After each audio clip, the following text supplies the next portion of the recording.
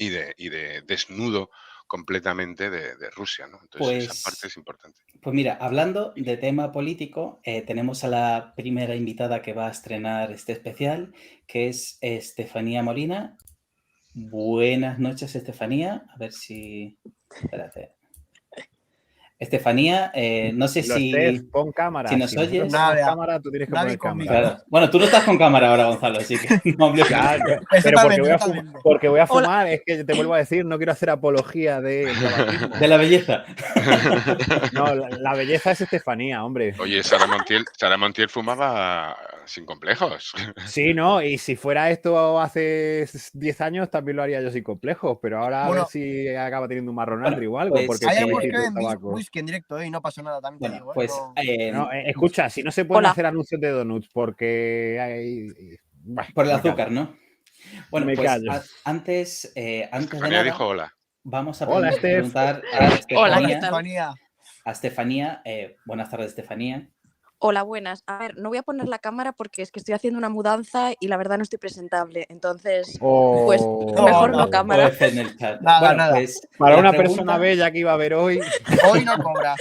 Pero yo solo facturo aparte. No te va a llegar el cheque, no te va a llegar, lo siento. Ya le dije a Andri que yo solo facturaba aparte lo de poner la cámara. Bueno, pues la pregunta que voy a hacer hoy a toda la gente, ¿cómo fue tu 24 de febrero de 2022 y el 24 de febrero de 2023? Las diferencias que viviste. A ver si nos puedes contar. Wow, o sea, Didi, Martín. No, pero no, las intimidades no, hablamos de Ucrania. Claro. Vale.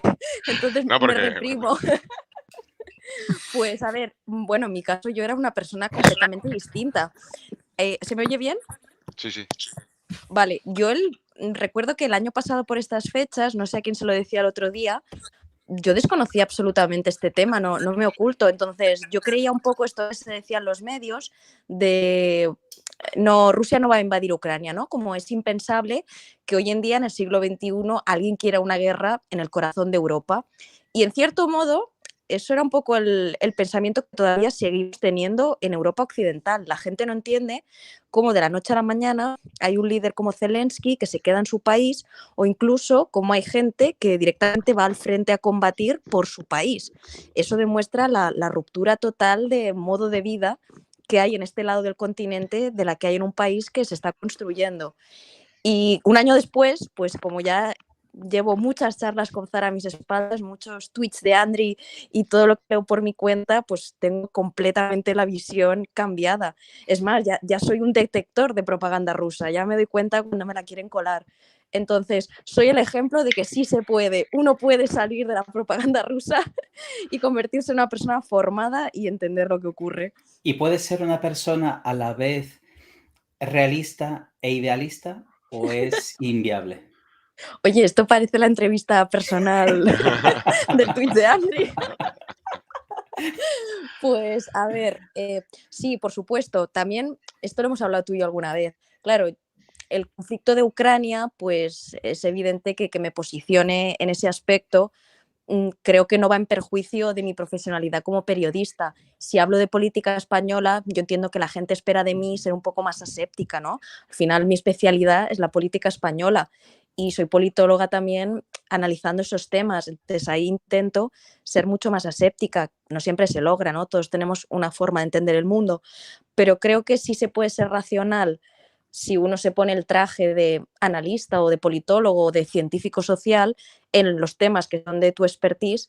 En un tema como la guerra de Ucrania, que muere gente por una causa muy injusta, yo creo que es muy difícil decir, bueno, no, porque en verdad esto y otro, o sea, es complicado y creo que es un campo donde me puedo permitir ser más ideológica o más lo que me sale del corazón, que me parece una auténtica injusticia. Incluso me pone de muy mal humor la gente equidistante con este tema, fíjate.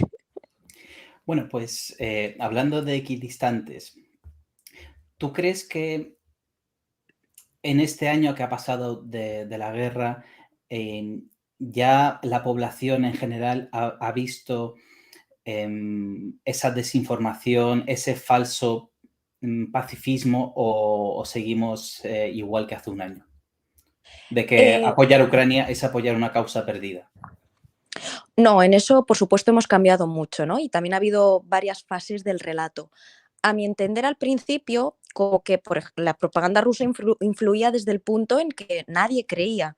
No solo por la propaganda rusa, por lo que digo, es un shock cultural muy fuerte en este lado del continente ver cómo a pocos kilómetros hay gente dispuesta a ir a morir por su país, y es así.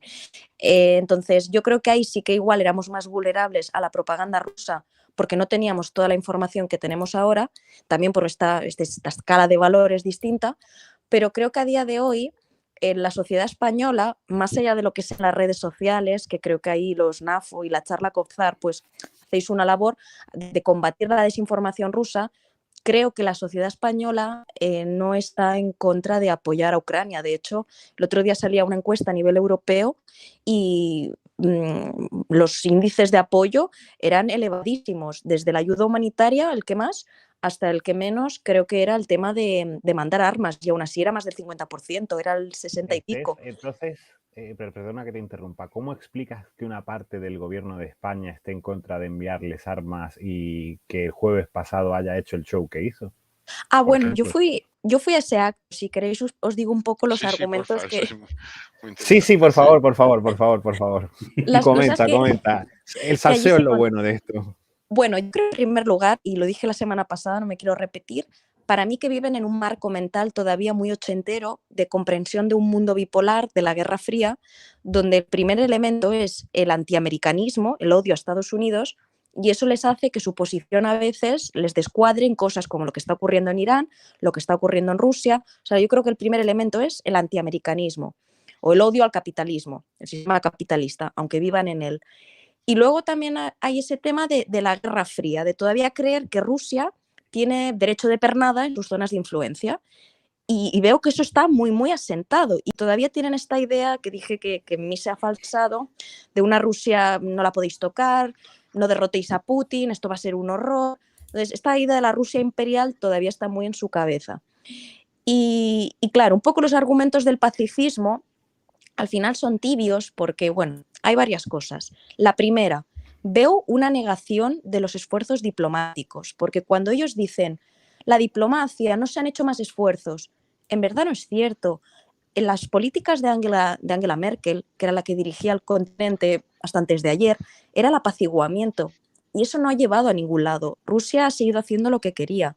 No sé quién me decía el otro día que si en el 2014 no se hubiese permitido esto, ahora no estaríamos aquí. Y era esto como era que dependíamos absolutamente del gas ruso, la idea de el comercio apacigua a las naciones, de Montesquieu. Bueno, eso se ha demostrado falso, si no, no tendríamos una guerra en Europa. Eso demuestra que la diplomacia ha fallado, o sea, que se ha intentado y no ha funcionado. Otra. Pero, perdona, ¿no puede ser que hubiera un error de cosmovisión de lo que era Rusia realmente? Porque desde la caída del telón, desde 1991, se veía y se ve, de hecho hay mucha gente que aún lo ve, a Rusia como socio preferente de Europa. Y de hecho hay gente que también ve a China como socio preferente de Europa. Cualquiera menos a Estados Unidos. Entonces, ¿es todo a raíz de ese odio antiamericano, ese antianglosajismo que existe, por así decirlo? ¿O hay algo más engranado? Porque yo no termino de entender. Tú lo has explicado muy bien, Montesquieu, la riqueza de las naciones, el comercio para integrar en la comunidad, eso está muy bien, pero esas ideas son un tanto naif cuando tú tienes en cuenta lo que es realmente Rusia, cuando tú tienes en cuenta lo que es realmente China. Es que al final pareciera que no aprendiéramos nada de Chamberlain en la conferencia de Múnich, porque bueno, lo que tú estás pintando es un cuadro muy semejante a esa década de los 30 fatídica donde se deja hacer y se deja hacer y se deja hacer hasta que de repente eres tú el que te llaman a la puerta, como muy bien dijo Niemöller. Pero yo sí creo que tiene que ver con un desfase de comprensión histórica de las cosas o una pereza de no pensar. Le leía a un investigador del CIDOB que decía que no entendía el antiotanismo de cierta izquierda en el siglo XXI, o sea, en el año 2023. Dice, porque ¿cuál es la alternativa? Es decir, es una mentalidad de que el mundo, hay una especie de Rusia heredera de la URSS, con todo lo que ellos atribuyen a eso, la lucha de la clase obrera contra el capitalismo malvado, pero eso no es cierto. El discurso del otro día de Putin es la mayor constatación de que eso no tiene nada de progresista en el siglo XXI, de acusar a Occidente de que somos pedófilos, de la perversión de los valores. Satánicos, claro, no te olvides. Satánicos. Cuando la gente va a combatir, bueno, lo sabéis mejor que yo, se dice que va a combatir a las personas LGTBI, de la depravación en la que según Putin vivimos aquí. Entonces, eso demuestra que se han quedado ahí en el marco ese, para mí sí. El odio a Estados Unidos tira muchísimo. Yo no sé si en el resto de Europa, pero yo veo que en España hay una facción de la izquierda a la que eso le tira mucho. Y también el no quererte adaptar al siglo XXI y aceptar que esa Rusia que entró en Berlín y ayudó a ganar la Segunda Guerra Mundial contra Hitler, pues no es la Rusia de hoy. Y hay un querer no aceptar eso. Y por extensión entiendo que lo mismo China, porque China no creo que, más te diré, o sea, China es un sistema capitalista dirigido. No sé cómo, no sé qué, con qué se China identifican es un sistema ahí. totalitario con una economía capitalista. Claro, entonces yo no sé qué se identifican ahí. Más allá de también una cierta admiración por el autoritarismo. Yo creo Pero que eso hay no vendría a ser admiración. más la derecha, porque al final es que es una cosa que a mí me vuelve loco desde el principio de la invasión, de verdad que me vuelve loco, como los dos extremos, que yo siempre he pensado, porque al final mi expertise, aunque no lo parezca, ha sido siempre el análisis Unión Soviética versus Tercer Reich. Y veías como al final era lo mismo, el mismo perro con distinto collar, el anverso y el reverso de una misma moneda. Y ahora se está comprobando como la extrema izquierda y la extrema derecha, ambos están detrás de Rusia. Entonces, no puede explicarse todo desde el antiamericanismo, ni desde... hay algo más. Es que yo necesito algo más para terminar de entender esta situación, porque me cuesta entender cómo ese marco mental ha sido comprado por tanta gente, porque es que, o a lo mejor es la sensación que me da a mí por las redes sociales, ¿vale? Porque al final a Martín y a mí a lo mejor nos dicen hijo de tu madre 80.000 veces al día, como menos. Entonces, Gonzalo, es Bizum, es lo que les une a todos. Bizum, sí. Pero... Lo que pasa es que, mira, yo estoy de acuerdo con lo que decís, porque en realidad estáis diciendo lo mismo y además correctamente. Lo que pasa es que yo no creo que sea naif, digamos, no es un pensamiento naif. Puede ser fruto de la pereza, pero es un pensamiento malicioso. Yo estoy seguro que si mañana llegaran unas naves espaciales de Marte, ¿no? La película esta de Mars Attacks. Esta gente son capaces de apoyar a Putin porque refleja en su marco mental lo contrario a la civilización del progreso y libertad que disfrutamos. Son capaces de apoyar a China y si mañana llegaran los marcianos y bajaran de unas naves espaciales, los apoyarían. Pero no porque tengan una ideología, los marcianos no hace falta ni que tengan ideología, porque son lo anti. Es así de sencillo. Hay una parte, siempre ocurre, ¿eh? En los años 30 hablábamos de los rojipardos, es decir, que no se sabía si eran más rojos o más pardos, pero al final estaban en contra de lo que había, de la civilización moderna de los años 30, que afortunadamente se superó y a mejor, ¿no? El paso de los años tiende a mejorar la vida. Pero no es naif, es intencional, es perversa. Es decir, ellos van a la destrucción. Entonces, Andri, el comentario de Marisol es muy interesante porque es que me pasa como a ella, pero con los dos lados de la moneda. Gente muy culta, muy culta. Por eso vamos a preguntar a Estefanía por qué la izquierda y la derecha, es que si no nos vamos. Sí. ¿Por qué la izquierda y la derecha le compra el mismo, digamos, estado mental a Putin? Sí. Que supuestamente está en que no o sea, no se sentarían a comer con ninguno de los dos, pero los dos le defienden a capa y espada. A ver si nos puedes explicar tú. Mira, para mí, esto creo que es lo que dije la semana pasada del documental de Juanjo, que hay una frase lo define perfecto: fachada soviética, cuerpo conservador. Fachada soviética es lo que le atrae a una parte de la izquierda. Aquí hay dos izquierdas. Hay una izquierda que se siente heredera de la lucha proletaria, del comunismo y de etcétera, que cree que esa Rusia, que ese orgullo que siempre han llevado de la URSS también ayudó a derrotar a Hitler, ¿no? La lucha contra el fascismo, es la heredera de eso. Es la que vive en el marco Guerra Fría, es la que vive en el antifanismo en el año 2023. Esa es una parte de la izquierda. Luego hay otra izquierda, lo decía Martín, que es la llamada rojiparda. Y ahí es un híbrido. ¿Por qué? Porque la izquierda rojiparda compra el discurso de lucha de clases, pero compra un paquete de valores que no se alejan mucho, adaptados a lo que es una democracia occidental, de lo que dice Putin de esta idea nacionalista, la tradición, la familia tradicional. Hay una izquierda rojiparda que eso también le atrae, esos valores en lo moral conservadores, en la familia, en la nación, en huir de esa lucha ideológica con lo que se llama el wokismo. Es esa facción de la otra izquierda que se supone que es gente solo preocupada por lo identitario, ¿no? O sea, ahí hay el wokismo, se supone que es una corriente de pensamiento que nace en Estados Unidos, que, bueno, se dice que es identitaria, y yo ahí siempre impugno la mayor, porque lo que viene a decir es que la clase trabajadora se ha fragmentado en identidades, que es el feminismo, la lucha trans, la lucha LGTBI, como si eso fuera inmaterial. Sabemos que eso inmaterial no es, porque tiene consecuencias en la vida de una persona, y me harto de decirlo, una persona trans, LGTBI, tiene consecuencias en su vida. Ser mujer no es una identidad, no solo, también tiene consecuencias en tu salario, a veces en tus posibilidades en ciertos entornos. Entonces, pero el rojipardismo es el opuesto a eso, y es lo más cercano para mí a esos valores que se parecen más a los valores de la derecha o que se suelen asociar con la derecha. Y luego está la derecha ya pura, que de la URSS y todo eso no compra nada, directamente compra el paquete ideológico de lo que supone Putin. Y por eso vemos a Marine Le Pen peleando por el Kremlin, la idea de ellos no quieren estar alineados con Estados Unidos, y bueno, como que Rusia plantea esto de que Estados Unidos es el enemigo, pues parece que caen de ese lado, y también por paquete ideológico. O sea, yo diría que hay tres elementos: una derecha, un rojipardismo ahí en medio, y luego una izquierda heredera de la tradición comunista, que compra todo eso. O sea, le compra el marco mental por el mero hecho de creer que eso es lo que representa, ¿no? Quiere decir que no, aunque luego no represente realmente, pero yo quiero creer que Rusia es ahora mismo la Unión Soviética y digamos, todo lo que el imaginario colectivo nos puede suponer.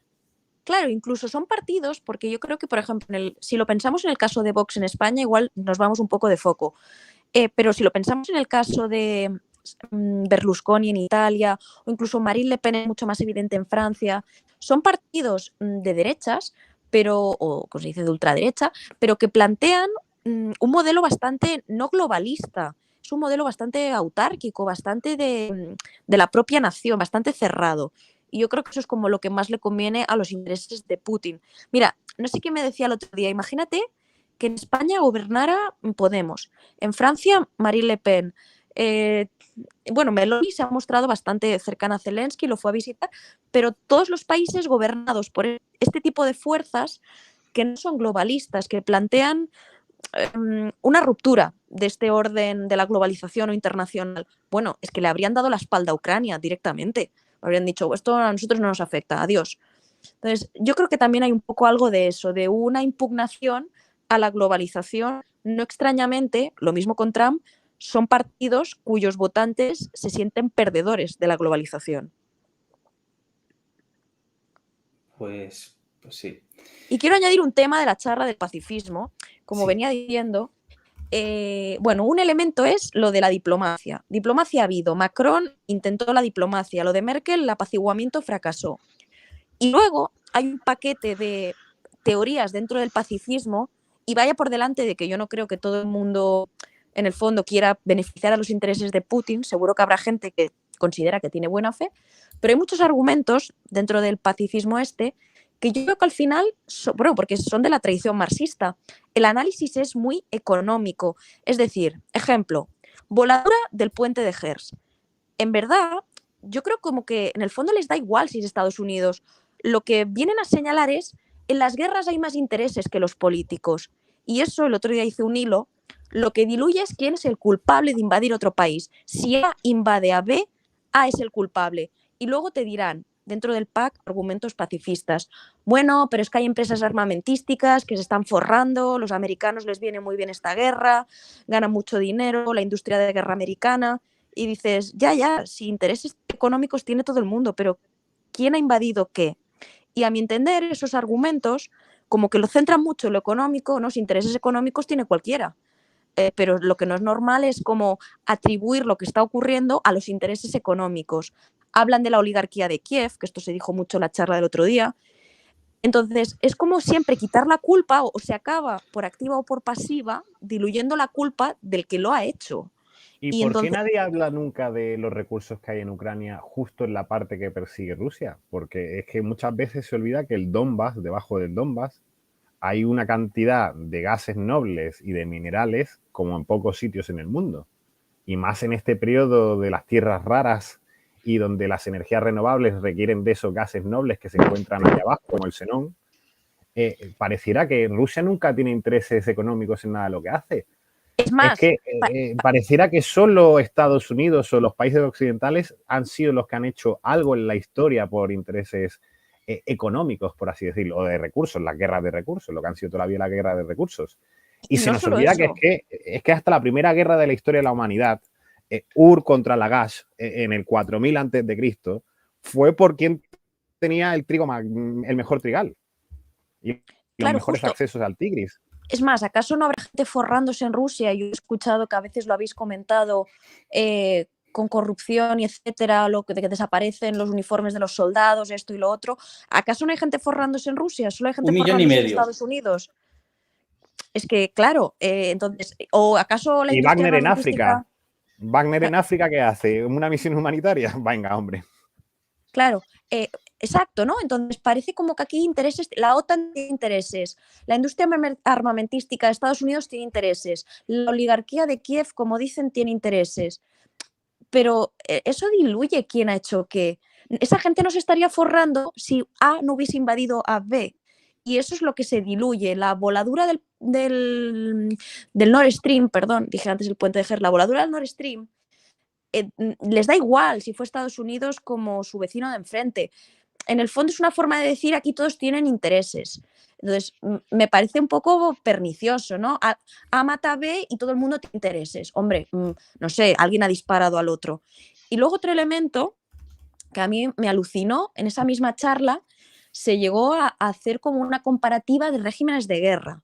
Al loro, porque uno de los ponentes dijo que en Ucrania había una economía neoliberal de guerra, que fíjate tú que la gente estaba haciendo más horas de las que le correspondería por jornada laboral, y yo pensando, o sea, daba la cara como de poner pausa y decir, ¿alguien está escuchando lo que se está diciendo? Es gente invadida, ¿cómo que no se respetan los derechos laborales? Hay gente haciendo más horas de lo que les corresponde. O sea, es el análisis económico que al final te lleva al absurdo. Pero es que no lo sacan de ahí, es que eso yo es un debate que yo ya paso, porque bueno, es que además te empiezan a analizar, no, pero ¿de quién es la propiedad de la tierra? Y dices, pero vamos a ver, la propiedad de la tierra en el siglo XII, en el feudalismo, pues mira, te lo compro. Y en el siglo XIX, pues hasta te lo compro. Pero hoy en día en esta sociedad de servicios donde la propiedad básicamente es compartida, ¿me estás hablando de la propiedad de la tierra y cómo se produce la tierra? Claro, ¿En serio así analizas un problema como este, el de Ucrania? Me acuerdo un tuit que le vi a Martín, que cuando ya salió este argumento de es que Ucrania se está empobreciendo como consecuencia de la guerra, ¿no? Y Martín ponía algo así, creo que era así, como vamos a ver, como cualquier país que está en una guerra, es que esto ya es de perogrullo, encima tendrán que pedir perdón. Claro. Mira, una pregunta que nos estaba haciendo Chrome, David, de Crónicas Militares, es, a ver si nos podías explicar un poco cómo en Cataluña están, digamos, un poco buscando un equilibrio con la defensa de Ucrania, porque obviamente ellos tienen pues eso, unos partidos, el sueño pues eso, de independizarse, y otros, y claro, pero a la vez están defendiendo la posición ucraniana, que es de una unidad. ¿Tú qué opinas sobre ello? Sobre el posicionamiento político en Cataluña sobre este asunto. Sí. Vale, es complicado, en Cataluña es muy complicado y creo que en Cataluña está pasando un poco como en el País Vasco seguro en esto.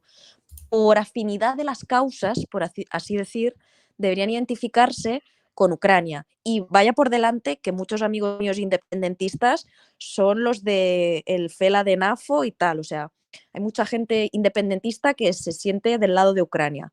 Pero a nivel de articulación del discurso desde los partidos, es que es complicado. La izquierda es bastante mayoritaria. Por ejemplo, la CUP no se aleja mucho de lo que opina Podemos. En el caso de Esquerra Republicana, pues tampoco tiene un posicionamiento firme, pero en tanto en cuanto hay gente de izquierdas, pues igual se acercan más a Podemos. En el caso de Junts hemos visto discursos muy tibios con el tema del Kremlin, y sabemos que en el pasado había esta rumorología de si se pidió ayuda, no sé si pidió ayuda con el tema del procés a Rusia.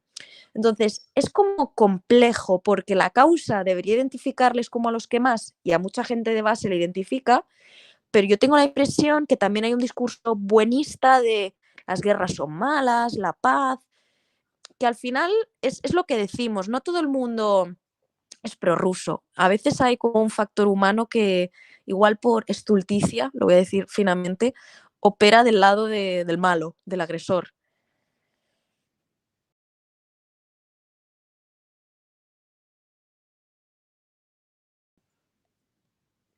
¿Os habéis muerto? No, estamos aquí escuchando. No, Vale. mira, yo en esto coincido. Yo sí creo, además, porque hay mucha gente en el mundo y muchas aproximaciones a todo esto, ¿no? Es verdad que hay gente, digamos, desde el buenismo o desde sus propias experiencias personales. Yo a veces lo simplifico diciendo, oye, es que este hizo un viaje a Rusia hace 25 años, se enamoró del país o de una Natasha o de un Natasho, me da igual, y quedó prendado. Y entonces su experiencia personal pues le modula todo, sus análisis. Bueno, es un error como analista o digamos, como opinión prospectiva, pero se puede entender. Yo, digamos, a mí esa gente, digamos, no me parece un problema, porque al final parten de un hecho personal o de una experiencia personal a partir de la que construyen un relato general. Bueno, el problema para mí es este, digamos, colectivo a ambos extremos, porque además se unen, porque son anti lo que tenemos. Ya insisto en esta idea de, y si mañana bajaran los marcianos, estarían con los marcianos, pero que actúan como palanca hoy mismo, ¿no? Hoy, No se me escucha, ¿no? Sí, sí, mira, se te oye hasta por fin. Cierro yo, que hable hasta que no pudo, que por fin le podemos escuchar. Vale, vale. No pasa nada. Simplemente quería saber si se me escucha, por fin. Después de reiniciar el móvil, cambiar los permisos de Chrome y no sé qué, vale. Perfecto, pues ya está. Vale, pues supuestamente vamos a tener ahora a nuestro amigo José Mínguez, pero no está por aquí, no sé qué le pasa. Déjame añadir otra cosa sobre la charla del pacifismo. Es que fui con mi cuaderno y tomé notas. Se llegó a decir... no, yo asistí a aquello de verdad con firme voluntad de sacar de allí un argumento como sólido y decir, vaya, estoy abierta a un poco de autocrítica sobre lo que puede ser a priori mi posición. Y salí de allí escandalizada. Se llegó a comparar los discursos ultrabelicistas de Borrell con Putin, a ver quién la decía más gorda, y es como, o sea, no podemos caer en esto. No podemos caer en que la gente que se defiende o que apoya al defendido está al nivel de violencia verbal que el que bombardea a civiles. O sea, no podemos caer en esto. Entonces, son una serie de cosas que yo creo que nadie frena y dice, a ver qué estamos diciendo. Es como lo que se supone que hay que decir. Y por ese buenismo, por un poco esta herencia de una URSS idealizada que luchó contra el fascismo, es un poco ese marco mental que no han adaptado al siglo XXI. Lo mismo les pasa con Irán. Tibieza frente al tema, tibios, porque se supone que el malo es Estados Unidos. Claro, porque ahí, fíjate, son capaces de combinar un feminismo, llamémosle radical, con la comprensión o la complicidad con el régimen probablemente, o de los regímenes más antifemeninos o antimujer, pero porque tiene un contenido antiamericano. Es decir, como los ayatolas están en contra de Estados Unidos, me uno a ellos. Es otro caso igual, les da igual que sea Rusia, que sea China, que sea Irán o que sean los marcianos. Si les da pie a su nihilismo, a la destrucción de lo que hay, les sirve y se enganchan. Y jamás oirás una crítica, pues porque estén ejecutando gente en Irán o porque la situación sea. Es otro ejemplo más de ese grupo, insisto, porque hay que diferenciar mucho, ¿no? Hay gente que, bueno, pues llega, digamos, al entendimiento de Rusia desde muchos puntos, pero estos no son disculpables, no son naif. Es decir, ellos siguen en Chamberlain ellos siguen defendiendo Chamberlain. Ha habido un señor que es exministro español de este grupo que ha sacado hace 15 o 20 días un artículo. Chamberlain tenía razón, pero están en eso porque Churchill derrotó al que ellos querían, porque ellos estaban con el otro, ellos estaban en el anti-Churchill, anti-Chamberlain, anti-América. Entonces, Chamberlain les gustaba porque era rodilla en pie ante Hitler y por eso lo defienden. Claro, claro. O sea, para mí que es una posición que es incomprensible y también es un poco esta necesidad a veces de ir a la contra de todo lo que se hace. Porque si uno empieza a rascar lo que es Rusia hoy en día, o sea, leyes que prohíben informar en público del tema LGTBI, una persona que diga la palabra guerra, creo que le caen no sé cuántos años de prisión, pedir la paz, montar actos por el pacifismo, también no sé cuántos años de prisión. Y sí me gustaría subrayar, y yo estoy, la verdad, muy orgullosa de ser europea, tenemos una enorme suerte de tener a von der Leyen y a Borrell al frente de la Unión Europea, que creo que después de muchos años tiene un rumbo de hacia dónde van las cosas. La valentía de la Unión Europea, que siempre ha sido una unión de funcionarios, en este tema está siendo espectacular y creo que su compromiso es inquebrantable con la integración de Ucrania, con el apoyo. Claro, la Unión Europea pues llega hasta donde llega, pero lo que ha podido hacer, yo creo que no hay duda de que el apoyo es total. Y para mí que haya ido Pedro Sánchez, aquí como siempre todo es el juego político en España, pero no deja de ser el presidente de la presidencia rotatoria del Consejo de la Unión Europea. Es importante, este tema seguirá en boga, obviamente, todo este tiempo que él esté. Y mostrar este rotundo compromiso después de que en el acto de antes de ayer Podemos dice que el PSOE rectifique y tal, pues a mí me parece de valorar. Aunque luego seamos los que estamos a la cola en mandar ayuda, que esa es otra. Que creo que los chicos del Orden Mundial hicieron un gráfico donde estábamos por detrás de Austria, que tiene 9 millones de habitantes. Como estamos por detrás en aportar ayuda. Luego entrenaremos a mucha gente, pero proporcionalmente incluso menos. Pero a nivel de gestos es importante. Y quiero decir que esta mañana han entrevistado a una señora en la SER que era opositora a Zelensky, o sea, era ucraniana y era opositora. Y ha dicho una cosa que me ha gustado mucho, un poco para retratar el sentir del pueblo ucraniano. Dice, yo no me levanto pensando cuándo va a acabar la guerra, me levanto pensando cuándo vamos a ganar la guerra. Y otra cosa que ha dicho es, yo soy opositora, pero él es el presidente, ¿no? Como todo el pueblo detrás del presidente, que a veces aquí se vende como que la gente allí odia a Zelensky, que no le quiere, para no prácticamente todos los oblasts, menos en un par, creo. Y ese tema, ¿no? Él es el presidente y además como una persona muy empática, con gran capacidad de hacer su labor. Igual no será un gestor, pero la capacidad de estar en misa repicando y en todos los parlamentos del mundo la ha tenido y la guerra habría sido muy distinta sin una persona así. Perfecto. Bueno, Estefanía, pues muchísimas gracias por tu tiempo. Que ha sido, ya sabes, es un placer siempre tenerte aquí. El placer es mío. Déjame decirte que lo único bonito que ha tenido la guerra de Ucrania ha sido conoceros a vosotros y ha sido muy bonito conoceros. Pues el placer es mutuo. Me da pena que sea por ese motivo, muchísima pena, por supuesto, pero la verdad que estoy muy orgullosa de haberos conocido, que sois muy grandes, muy admirada, os escucho siempre. Muchas gracias a ti. Buenas tardes. Que termines la mudanza. Eso también, bueno. No sé, ahora me voy al cine, aquí es una cosa con la otra. Vaya forma de hacer la mudanza, eso es procrastinar. Hasta luego, Este. Chao.